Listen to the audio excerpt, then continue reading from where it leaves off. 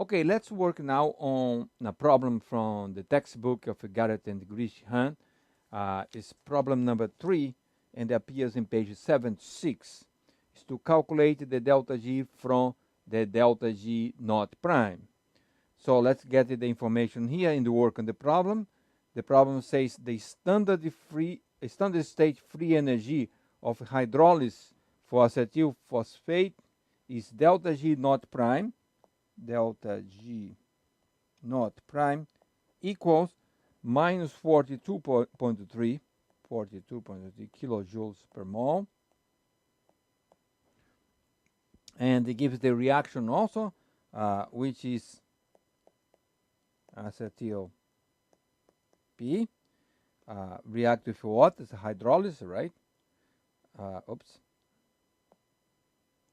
Reacts with water, and they give then the acetate and plus Pi. So this is the information that is in the problem, and they ask to calculate the free energy change for acetyl phosphate hydrolysis in a solution with 2 millimolar of acetate. So acetate is going to be 2 millimolar, and the phosphate also is 2 millimolar. Phosphate also 2 millimolar, and the concentration of acetyl phosphate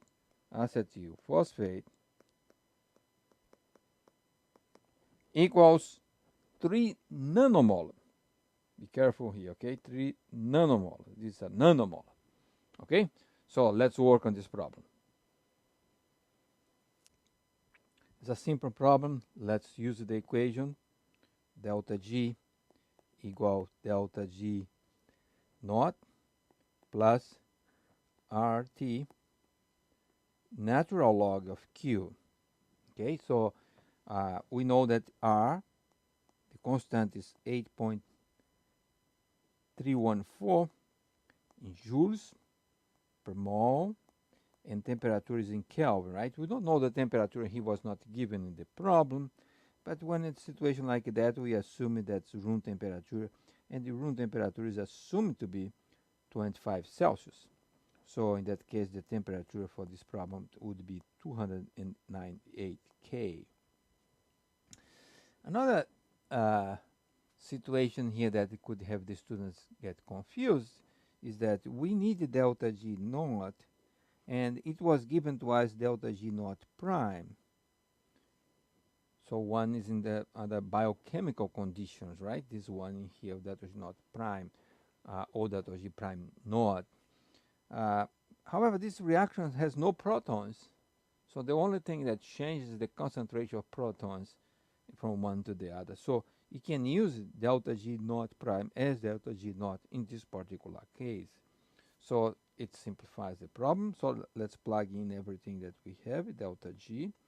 And now it's better that we work with the units of joules, not kilojoules. So instead of having 42.3 kilojoules, let's write 42,300 joules for the delta G naught, which is the same as delta G naught prime in this case. Then we have R, that's 8.314. We have the temperature, which is 298. And now we have the natural log of Q. Q is the reaction quotient. It resembles the equilibrium constant, except that's not in equilibrium, right? What the equilibrium constant is? The concentration of the products that are acetate and phosphate, right? These two products, and here goes on the numerator. So what's the concentration of acetate? Acetate is 2 millimolar, and phosphate is 2 millimolar. So let's write the two, because we have to multiply one by the other. So let's write 2 10 to the power of negative 3 squared. Okay, same thing, right? And divide by the concentration of the starting material, which is in that case acetyl P, and the concentration of acetyl P is 3 10 to the power of negative 9, because it's nanomolar. right? And why do I put water? Because water is a constant. Water is not changing, so water is not part of the equation here. So let's use the calculator. Scroll up a little bit here so that we have a little bit more room to write. And let's use the calculator. First of all, this term here is going to be 4/3 of 10 to the power of 3. This is just for this part. All right, so that we take the logarithm of that, it's going to give 7.19. That's again natural logarithm. And multiply that by 298. I'm using the calculator, you can use the calculator there as well. And multiply by 83.14. All right, so let's repeat here. Delta G equals minus 42,300. And this whole thing here gave 17,827. Okay, now we sum up. That's going to be delta G negative 24,472. And this was in joules per mole, right?